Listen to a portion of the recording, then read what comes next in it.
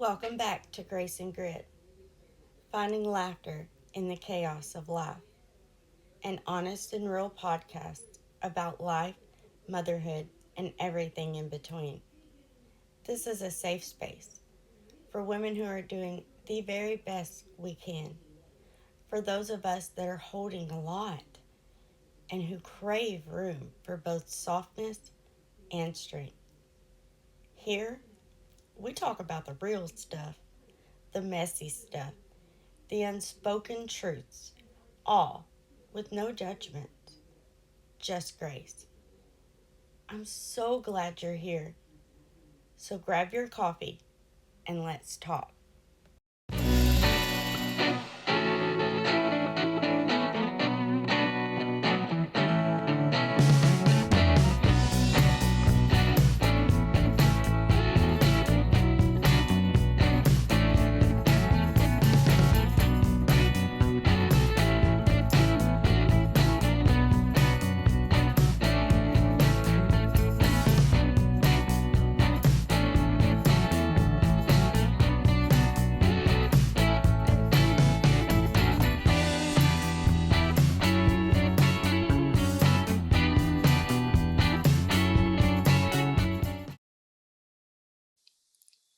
Survival mode rarely starts in crisis.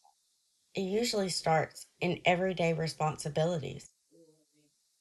A hard season that lasts longer than we expected, a role we don't get to step out of, or simply a version of ourselves that keeps showing up because we have to. You stop asking, how am I doing? And start asking, what do I need to get done? What does survival mode look like? Well, for me, I deal with and still deal with things like high functioning with no joy, feeling emotionally distant from my family, friends, or any of my loved ones, going numb instead of breaking down, full on zombie mode. I'm grateful.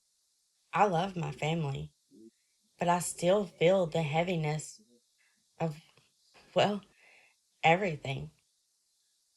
It took a long time before I realized that none of these things made me unfaithful or ungrateful, and none of them made me weak or a failure. I'm human, and so are you. We live in a culture and a time that glorifies grit, true grit. Do you have it? I'm not John Wayne. And society tells us life is hard, but you have to deal with it. Push through, stay strong, don't quit. And for a while, that works, I guess. Grit is defined as firmness of mind or spirit, an unyielding courage in the face of hardship or danger. It's a trait often linked to passion and perseverance for long term goals. Basically, it's about having the mental toughness, the resolve, and the passion to stick with it, to stick with those difficult goals over time, not just a burst of bravery. It's a quality that helps someone endure pain, hardship, or setbacks to achieve something important, to achieve healing, comfort, or success.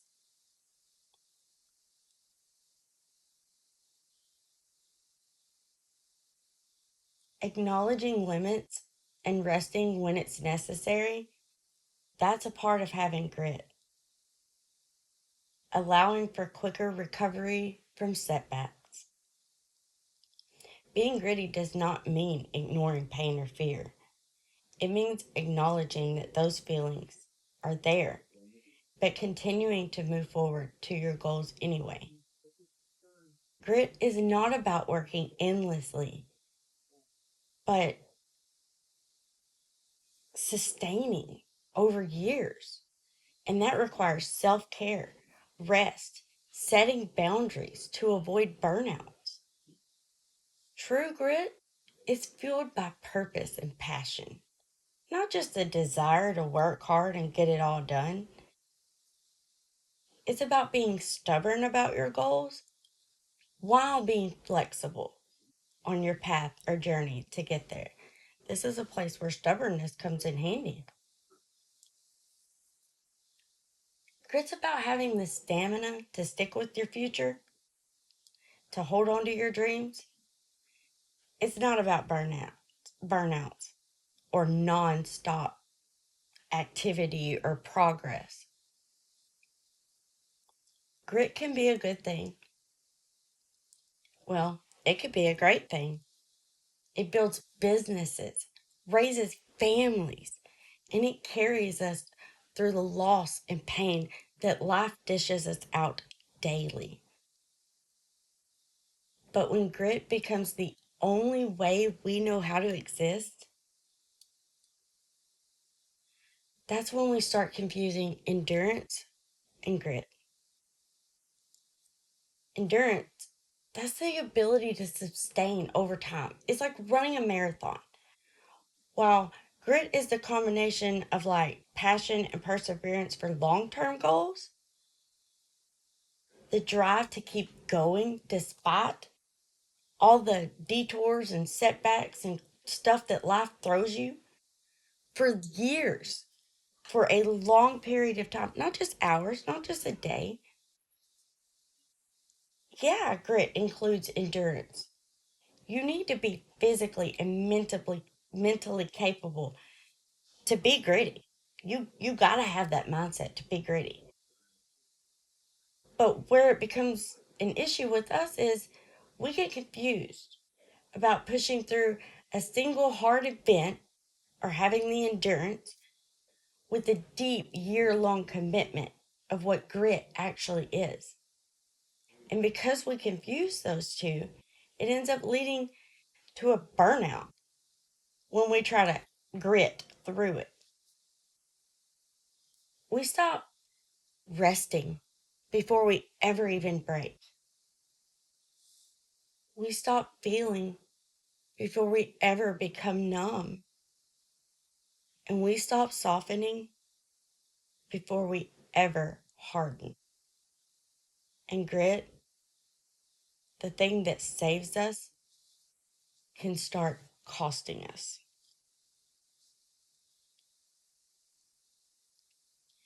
It's supposed to be a continuous regroup, starting over because you believe life can be better, showing up even when it's hard because it matters. Grit says, this is hard, but it's worth it. In its healthiest form, it's hopeful. It's effort with expectation. It's pushing because you believe something good is ahead. But when we get confused and it stops being about growth and starts being about endurance, you're not dreaming anymore. You're just coping. You do what's required and nothing more. Rest. Oh, gosh. It feels unsafe. Like something will fall apart if we stop, if we take a minute, if we take a breath. You're proud of handling it. You are. I mean, who doesn't feel proud when we get it all done? But secretly, we're exhausted. Survival grit, it doesn't ask, where am I going? It only asks, how do I get through this? And here's the truth no one tells you: survival, it isn't failure, it's often wisdom. There's a moment, sometimes slow, sometimes sudden. Most of the time, it's unnoticed, even to ourselves, where grit crosses the line. And it happens when we start telling ourselves, I'll deal with this later. I don't have time to feel this. I don't have time to break down. It isn't that bad. And the worst part is, we actually mean it. Like, we believe it to our core. So we stuff all of our feelings down wherever it fits. Because, well, we got things to do. But what we don't realize is that every time we do this, every time we dismiss our feelings, every time we dismiss our needs, every time we stuff it down, we're taking a piece of ourselves and we're hiding it too. And slowly, we disappear from our own lives. And it isn't because we don't care about ourselves. It's because we care so deeply about everyone else. We cling to it because it's kept us alive, it's kept us going. We don't know how to trust the softness because it feels like failure. And chaos, well, it's so familiar that it's comforting. Slowing down, it means the things that we've buried, they might come up.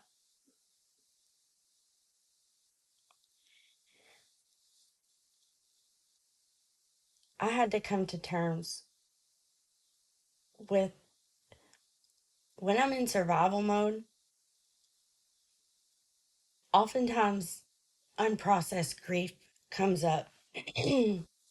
I know, right? Grief again. Like everything we deal with, we have to grieve. But seriously, I had grief for the version of myself that had more energy.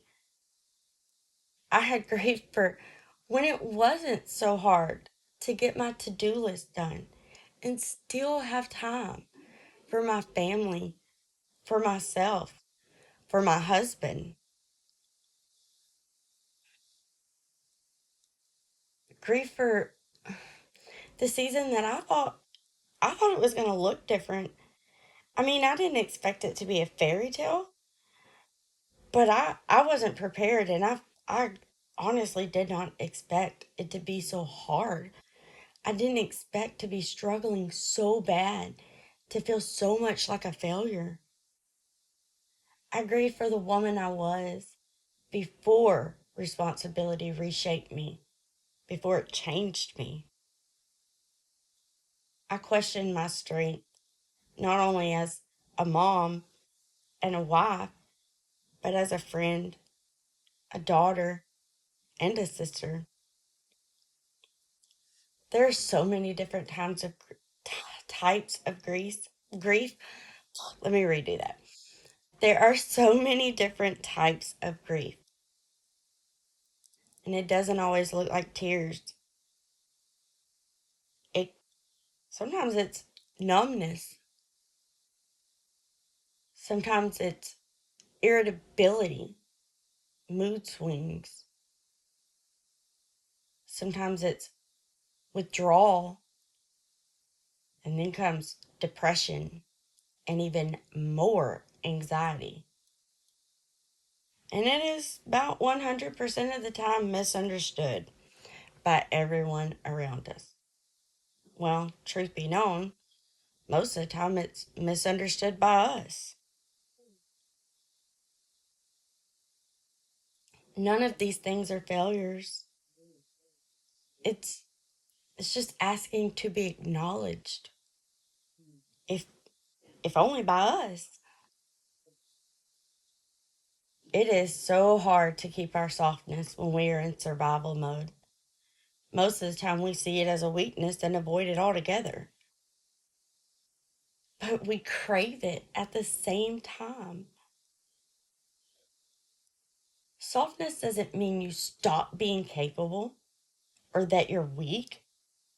It just means letting yourself feel without rushing to fix it, or in some cases, without feeling like you have to fix it.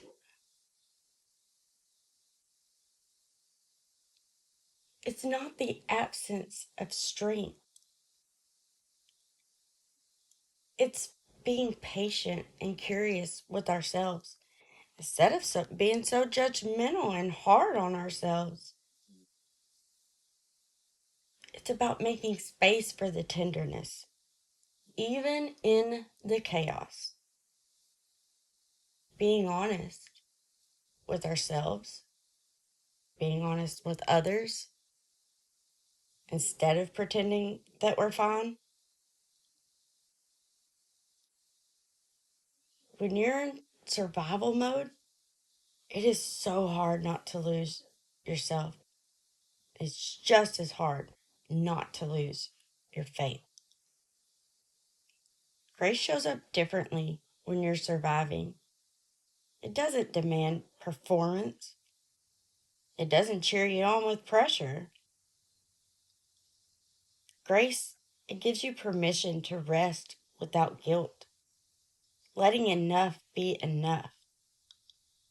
And grace is admitting you're tired without explaining why, or receiving or accepting help instead of proving independence that was long ago proved and is no longer necessary.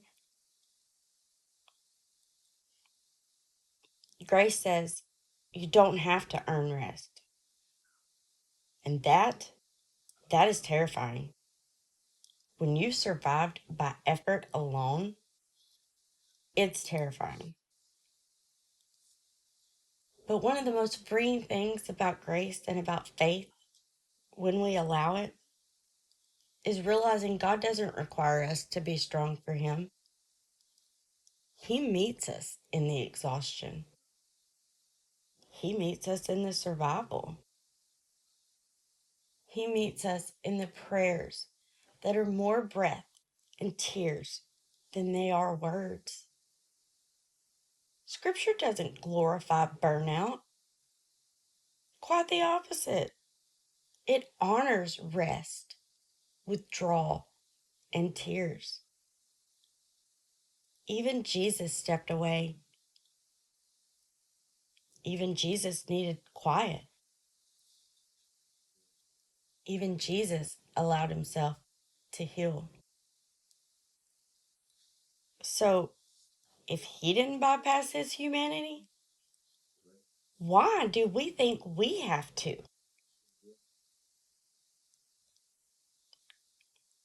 This this is not a moment of self-improvement. This is a permission slip. Give yourself permission to have grace.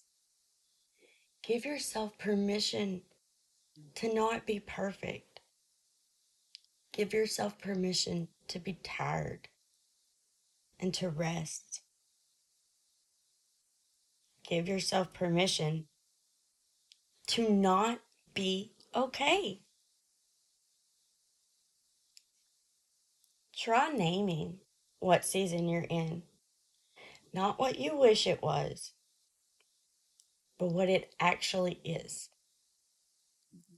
Sometimes, for me anyway, just giving it a name, admitting to myself, that's just enough to start the healing. I didn't say it was going to heal you. I said it's enough to start the healing. Choose one place to be honest. Just one. With God, with your partner, with a friend, or just be honest with yourself. Protect one small, soft thing in your life. Maybe it's a morning ritual. Maybe it's a boundary. Or maybe it's just saying no. If you're in a survival season, grace is not behind you. It is right beside you. You are not lazy. You are not broken. You are not failing. You are human.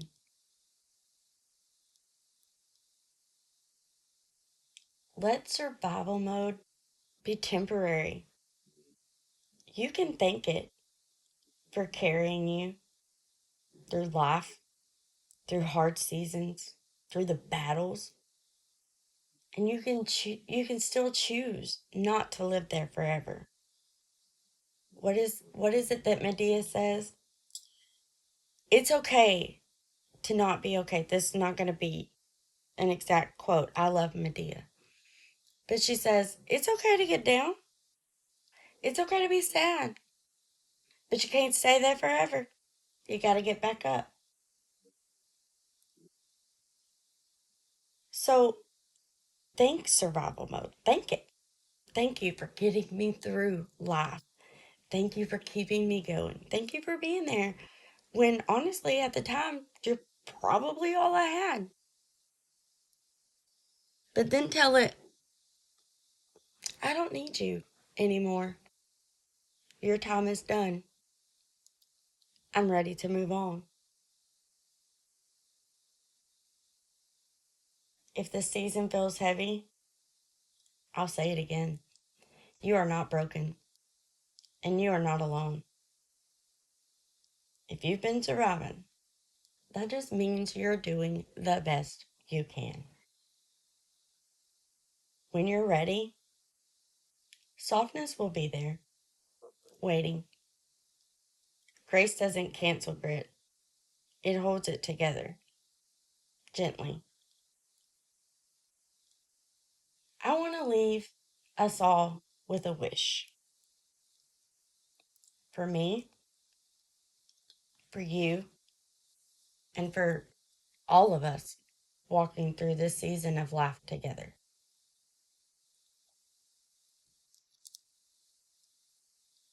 May we find grace for the days that we don't get it right.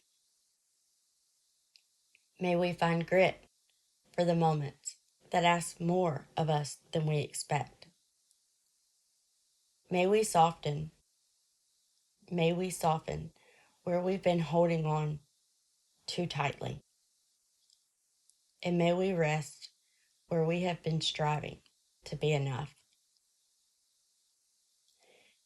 May we remember we are not behind. We are not forgotten. And we are not walking alone.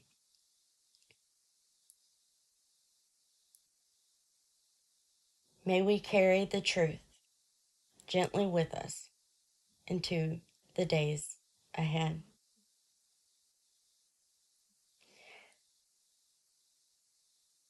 I have learned so much about myself through these podcasts. I have gotten emotional while writing out each one. Because as I told you when I started this, I'm speaking from experience. My ramblings and tangents and topics aren't things that I haven't faced. They are things that I have faced and, quite frankly, are still facing. Getting up every morning and choosing to love ourselves, our imperfect selves. That's a big goal for me. If I can wake up every morning and love myself, then I know today's going to be a little bit better than yesterday. I don't have a timeline of what I want to be and when because, well, I really don't do good with that kind of thing. I would just be behind and then stress over that. I just try each day to be a little better than yesterday. I'm going to be kinder to myself today. I'm going to have more patience with myself today. I'm going to love myself more today. So I just want to encourage all of us to just go easy on us. We've been through a lot. Be patient. Forgive us. Forgive ourselves when we make a mistake, when we don't get stuff right. It's not the end of the world. So I leave you today hoping that tomorrow will be better. I hope you guys join us for Friday's Freestyle Friday. And I will see you next time.